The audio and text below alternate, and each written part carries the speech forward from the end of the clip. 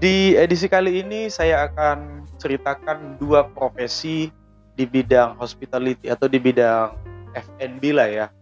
Satu hospitality bisa dibilang gitu lah, satu di perhotelan dan satu lagi di coffee shop atau di cafe. Ini kejadiannya di Kota Batam, Provinsi Kepulauan Riau, Indonesia. Aku akan ceritakan di sini gajinya, jam kerjanya dan sebagainya. Jadi simak videoku ini sampai habis, jangan skip ya.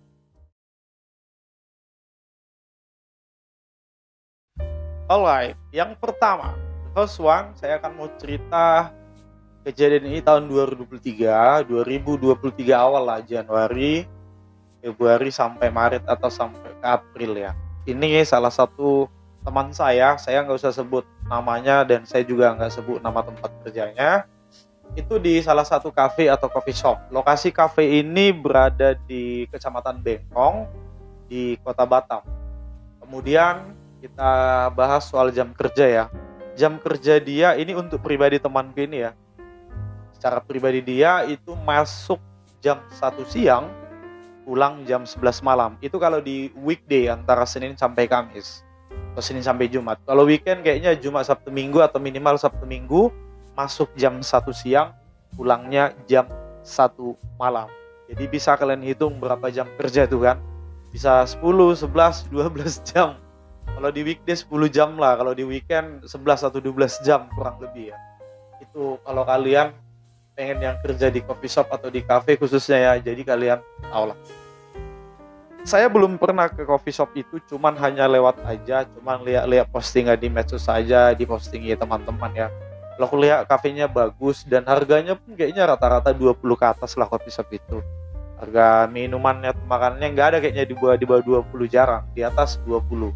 Lalu ada live musiknya juga ada, tapi kayaknya live musiknya nggak tiap hari, paling di weekend aja, Sabtu atau Minggu gitu. Saya pernah hanya lihat aja pas lewat ada main musik lah pas malam minggu.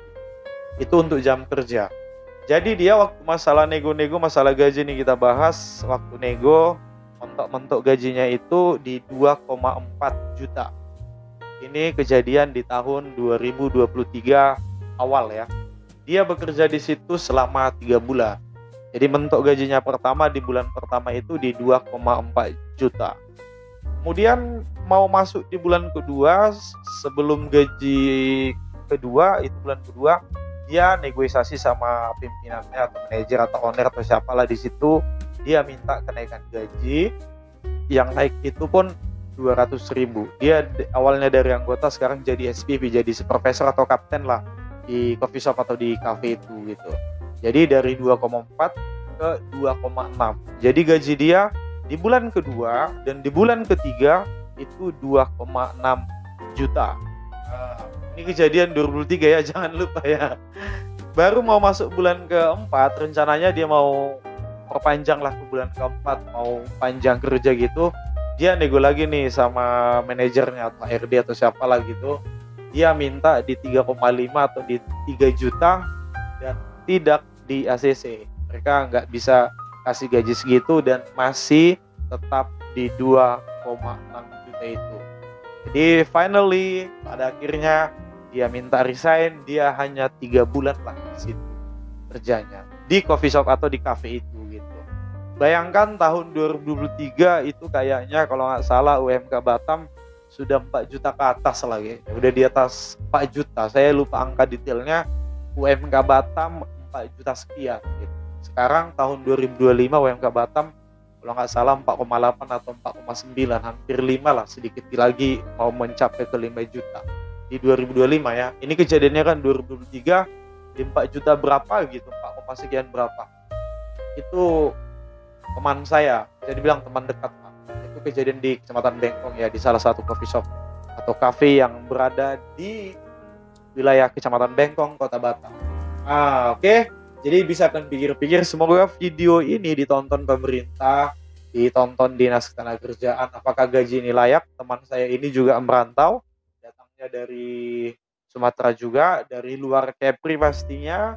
Dia di sini semua serba bayar, transportasi, bayar kos, ini tempat tinggal dan bla bla bla bla, makan. Dengan gaji segitu bisa hidup nggak, bisa bertahan nggak di Batam gitu. Ya, semoga pemerintah bisa mencari solusi dan buat regulasi dan buat kebijakan. Saya selalu menyuarakan soal pekerja-pekerja kita di Indonesia ini yang gajinya menurut saya gaji-gaji perbudakan ya. Perbudakan di era modern kira-kira ini itu gaji-gaji perbudakan, daripada nggak makan, daripada nggak kerja, ujung-ujungnya semua warga ngambil lah, daripada nggak dapat apa-apa, daripada nggak makan, daripada nggak kerja, ujungnya diambil walaupun gaji-gaji perbudakan seperti itu. Oke, the second one, untuk yang kedua itu kerja di dunia perhotelan. Ini lokasinya di wilayah Botania, Kecamatan Batam Kota, Kota Batam, Kepulauan Riau, Indonesia. Supaya lebih lengkap ya, hotelnya di sekitar Botania. Jadi untuk profilnya aku kasih juga yang bocoran nih. Hotel ini jumlah kamarnya 12 kamar, harga kamar di hotel ini di antara 250 sampai 300 ribu gitu. Dan saya juga sudah masuk ke hotelnya, ngecek kamarnya, sudah showing room, istilahnya showing room lah ya, ngecek satu-satu kamarnya dan lihat sampai fasilitasnya gitu. Ini hanya service room aja, hanya kamar, nggak ada swimming pool, nggak ada ini, nggak ada apalagi spa, nggak ada fitness, nggak ada, hanya service room aja sama cafe atau restorannya gitu.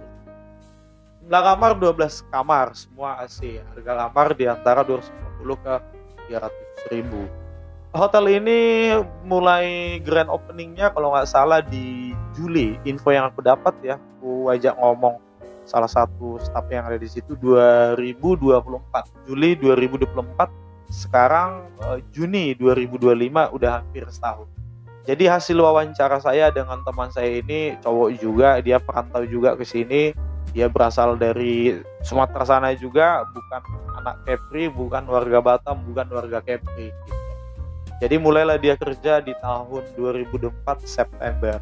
Kalau dihitung sampai ke Juni ini kurang lebih 9 bulan lah ya, atau 3 tambah 6, 9 bulan lah dia dari September, 8 atau 9 bulan kurang lebih.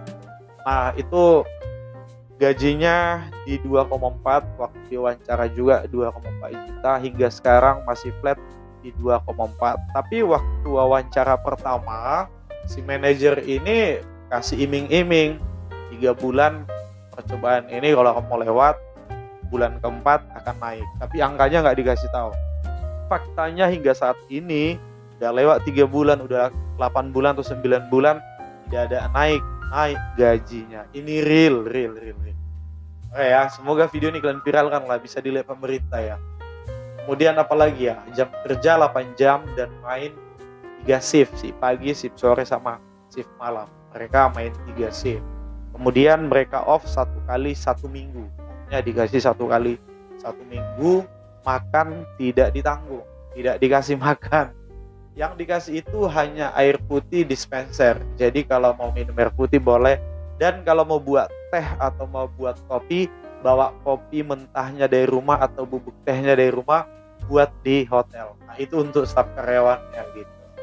Nah untuk THN atau THR itu, temannya yang masuk Juli dan teman saya yang masuk September ini, ketika hari raya kemarin yang di bulan berapa ya, bulan 3 atau 4 itu, mereka dikasih THR karena kerjanya juga belum nyampe setahun. Yang saya tahu kalau kita nggak nyampe setahun kerja, minimal setengah dari gaji kita gitu dikasih. Gaji dia kan 2,4 juta, tapi THR yang dikasih bos ini atau perusahaan ini, hotel ini, hanya 200 ribu kemarin waktu di hari raya itu. Itu layak nggak gitu? Nggak layak kan? Dan ini juga saya mengalaminya di kota Batam ini. Kasih THN atau THR itu setengah gaji pun nggak nyampe. Bahkan misalnya saya udah setahun atau bahkan lebih dari setahun kerja, setengah dari gaji pun nggak nyampe dikasih THN ya atau THR-nya. Itu fakta di lapangan di Indonesia ini. Jadi saya berharap sekali pemerintah tolonglah mengatur aturan atau regulasi supaya bisa menaikkan taraf hidup yang layak buat pekerja-pekerja yang ada di Indonesia. Sebenarnya kita bisa sejahtera, warga-warga yang kalangan menengah ke bawah, tapi itu diperhatikan gaji-gaji karyawan, gaji-gaji yang layak dibuat seperti itu.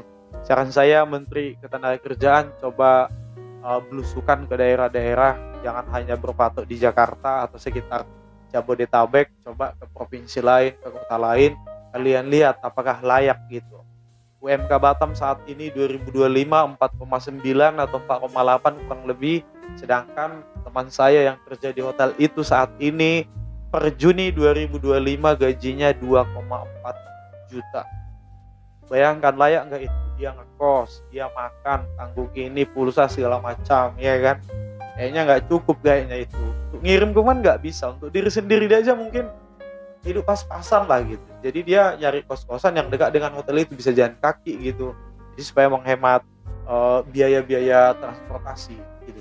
Jadi ceritaku ini semoga lah didengar para pemimpin-pemimpin, menteri-menteri atau siapalah DPR itu membuat kebijakan supaya lebih diperhatikan pekerja-pekerja atau pegawai-pegawai yang non PNS lah gitu kan, yang swasta-swasta kayak gini. Saya harap itu aja yang pengen saya ceritakan, yang 2 cerita itu. Buat kalian yang bergerak di bidang itu, tolong komentar apa masukan dari kalian, apa solusinya supaya pemerintah membuka hati dan membuka mata kasus-kasus seperti ini. Oke ya, terima kasih buat teman-teman yang bekerja di perhotelan, yang bekerja di dunia F&B, kuliner. Tetap semangat, tetap berkreasi, dan kalau belum ada job-job yang batu loncatan, bertahan aja dulu di situ untuk bertahan hidup daripada pengangguran kan. Oke, saya rasa itu aja. I think that's all. Saya Samuel Silaban, salam dari Kota Batam, Provinsi Kepulauan Riau, Indonesia. Terima kasih.